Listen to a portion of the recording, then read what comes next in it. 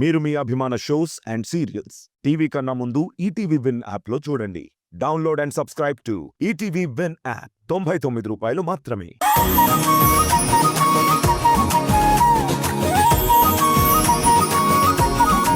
అంతే, అసలు ఆ ఫైల్లో ఏముంది? పద పద వెళ్దాం.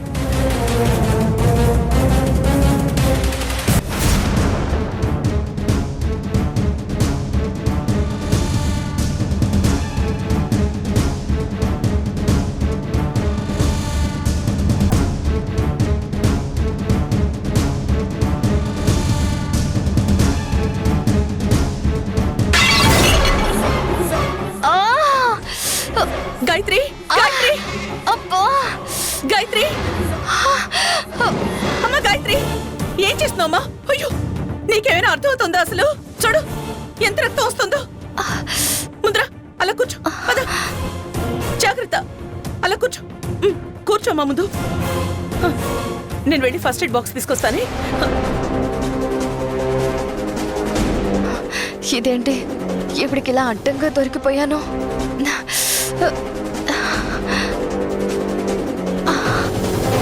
ఏంటి గాయత్రి, ఏంటిదంతా? ఎందుకు ఇంత ఇరిటేట్ అవుతున్నావు? అసలు ఏం జరిగింది?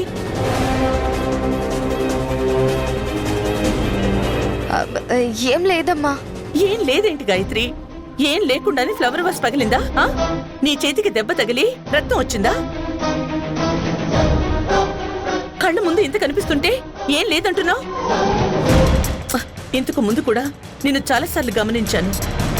ఎప్పుడు భయపడుతూనో, కంగారు పడుతూనో, లేదా ఇదిగో ఇలా ఇరిటేట్ అవుతూనో ఉంటావు. చెప్పు, ఆ ఫోన్ ఏంటి? ఆ ఫోన్లో ఎవరు? ఎందుకు ఇంత కంగారు పడుతున్నావు? అన్ని విషయాలు ఈరోజు నాకు తెలియాలి. ఇప్పుడు ఇవిడికి ఏం చెప్పాలి? ఇవిడికి గాయత్రి మీద ఉన్న అతి ప్రేమ నా ప్రాణం తీసేలా ఉంది. అడుగుతుంటే సమాధానం చెప్పవేంటి? ఏం ఆలోచిస్తున్నావు గాయత్రి?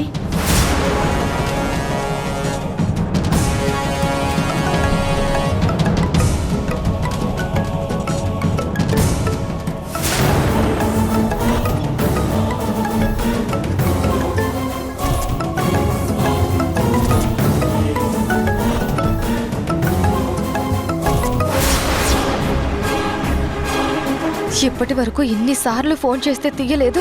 కరెక్ట్ గా ఈవిడ ఇక్కడ ఉన్నప్పుడే ఫోన్ వచ్చింది. ఇప్పుడు ఎలా మేనేజ్ చెయ్యాలి? అమ్మ అడిగితే ఏం చెప్పాలి? ఇప్పుడు గాని ఈ ఫోన్ ఎత్తానంటే నా బండారం మొత్తం బయట పడిపోతుంది. ఇన్ని రోజులు తెలియకుండా దాచుకున్న ఐడెంటిటీ తెలిసిపోతుంది. నాకు నీ ప్రవర్తన ఏమాత్రం అర్థం కావట్లేదు గాయత్రి. ఎవరికో ఫోన్ చేస్తావు, ఇరిటేట్ అవుతావు. నీకు ఫోన్ చేస్తే తీయవు. ముందా ఫోన్ ఇవ్వు, ఎవరో నేను చూస్తాను. అమ్మమ్మ, ఏదో కంపెనీ ఫోన్ అమ్మా. మార్నింగ్ నుండి ఇలాగే ఫోన్ చేస్తూ విసిగిస్తున్నారు. ఫోన్ చేస్తారు, లిఫ్ట్ చేస్తే మాట్లాడరు. అందుకే ఇరిటేషన్ వచ్చి ఫ్లవర్ వాస్ పగలగొట్టేశాను.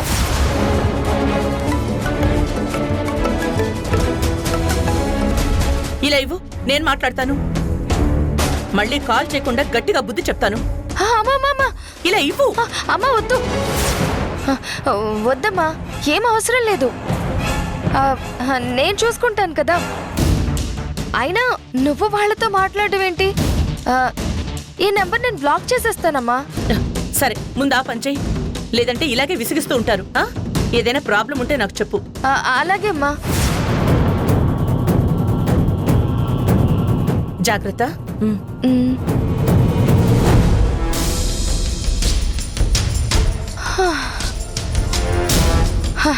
ఈవిడతి ప్రేమ నా చావుకొచ్చింది. అయినా ప్రతిదానికి ఇంత ఓవర్ రియాక్షన్ ఎందుకో అర్థం కాదు. కాస్తుంటే నా నిజ స్వరూపం బయటపడేది. కట్టిన అదే చేత్తో నా పీక పిసికి చంపేసేది. ఈ ఓవర్ ప్రేమ ఇంకా ఎన్ని రోజులు భరించాలో ఏంటో. ఎంతకాలం భరించాలి?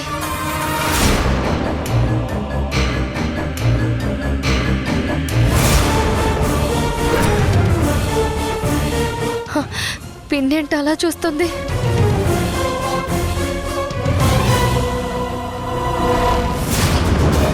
ఏం మాట్లాడుకుంటున్నావు గాయత్రి? నేనే మాట్లాడుకుంటున్నాను పిన్ని. నాకంతా తెలుసు. నువ్వు దేని గురించి అనుకుంటున్నావో మొత్తం తెలుసు. ఇప్పుడు నేను నీతో ఏమన్నాను పిన్ని? నీకేం తెలుసో నాకు అర్థం కావట్లేదు. నాకంతా తెలుసు గాయత్రి. నీ మనసులో ఫీలింగ్స్ అన్నీ నాకు తెలుసు. నువ్వేమనుకుంటున్నావో ఏం ఆలోచిస్తున్నావో నాకు మొత్తం తెలుసు. ఇప్పటి వరకు ఆవిడ విసిగించింది, ఇప్పుడు ఈవిడ. ఇప్పటి వరకు నేను రాత విసిగించింది కదా, నువ్వు అది భరించలేకపోతున్నావు కదా. నాకు తెలుసు గాయత్రి, నీ మనసులో నువ్వు ఎంత బాధపడుతున్నావో.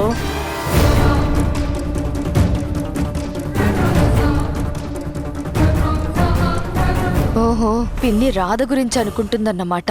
ఇంకా నయం, నా గురించి, నేను గాయత్రిని కాదు అన్న విషయం గురించి తెలిసిపోయిందేమో అని ఎంత టెన్షన్ పడ్డాను.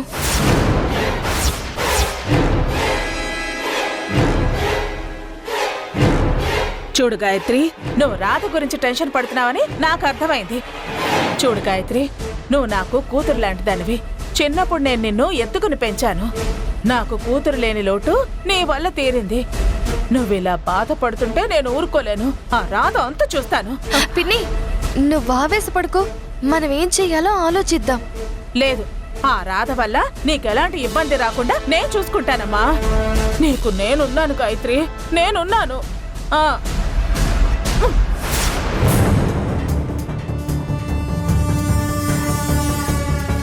అమ్మా, ఈ పిన్ని ఎంత టెన్షన్ పెట్టింది. తనకు తానే ఏదో ఊహించుకుని ఒక్క క్షణం నా గుండె ఆగిపోయినంత పని అయ్యింది. పిచ్చి పిన్ని ఎమోషనల్ అవుతుంది. అయినా ఈరోజు నా టైం బాగుంది, అందుకే దొరకలేదు. కాస్త జాగ్రత్తగా ఉండాలి.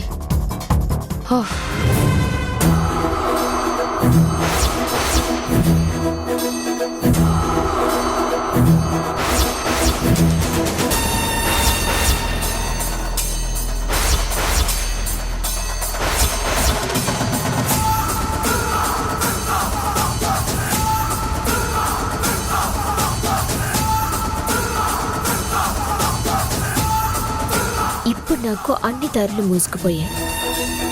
ఈ పెద్ద ఆయన్ని పట్టుకొని రామచంద్రపురం గురించి తెలుసుకుంటే తప్ప నాకు క్లారిటీ రాదు.